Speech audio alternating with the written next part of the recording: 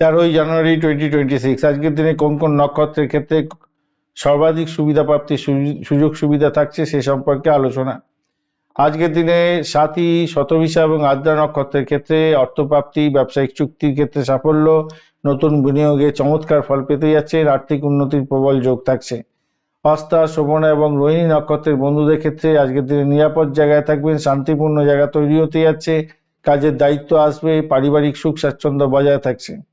পূর্ব ফাল্গুনী, পূর্বাষাঢ়া এবং ভরণী নক্ষত্রের বন্ধুদের ক্ষেত্রে কোনো কঠিন কাজ সম্পন্ন করার জন্য লক্ষ্য পূরণ করুন, সেরা দিন হতে যাচ্ছে, দীর্ঘদিনের অমীমাংসিত কাজ শেষ হয়ে যেতে পারে।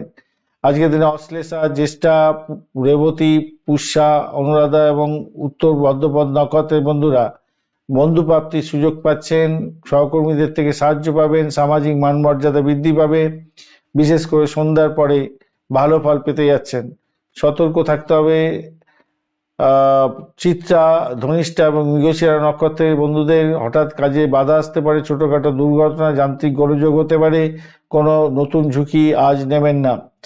উত্তর ফাল্গুনী, উত্তরাষাঢ়া এবং কৃত্তিকা নক্ষত্রের বন্ধুদের ক্ষেত্রে কর্মক্ষেত্রে এবং পারিবারিক ক্ষেত্রে মতবিরোধ দেখা দিতে পারে, আপনার পরিকল্পনা কেউ নষ্ট করে দিতে পারে, তর্কে জড়াবেন না।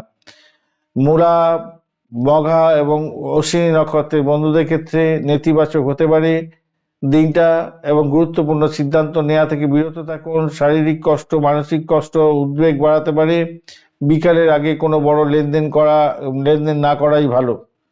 বিশাখা, পূর্ব বদ্রপদ এবং পুনর্বসু নক্ষত্রের বন্ধুদের ক্ষেত্রে আজকের দিনে মিশ্র ফল পাবেন, কাজের চাপ থাকবে, তবে পরিশ্রমে সাফল্য পাবেন। মানসিক চাঞ্চল্য বাড়তে পারে, খেয়াল রেখে চলতে হবে। আজকের দিনে ভরণী, পূর্ব ফাল্গুনী এবং পূর্বাষাঢ়া নক্ষত্রের বন্ধু অত্যন্ত শুভ হতে যাচ্ছে। সাথী, শতভিষা, আদ্রা এবং আর্থিক লাভ পাবেন। মঘা, মূলা, অশ্বিনী নক্ষত্রে অশুভ।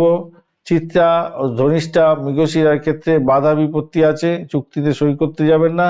হস্তা, শোভনা, রোহিণী নক্ষত্রের বন্ধুদের সুখকর জায়গা তৈরি হতে যাচ্ছে, ভালো থাকবেন। ধন্যবাদ বন্ধু, ভিডিওটি দেখার জন্য লাইক, শেয়ার, কমেন্ট অবশ্যই করবেন, আর এই ধরনের ভিডিও পেতে অবশ্যই চ্যানেলটি সাবস্ক্রাইব করে রাখবেন। বন্ধু সঙ্গে থাকুন, ভালো থাকুন।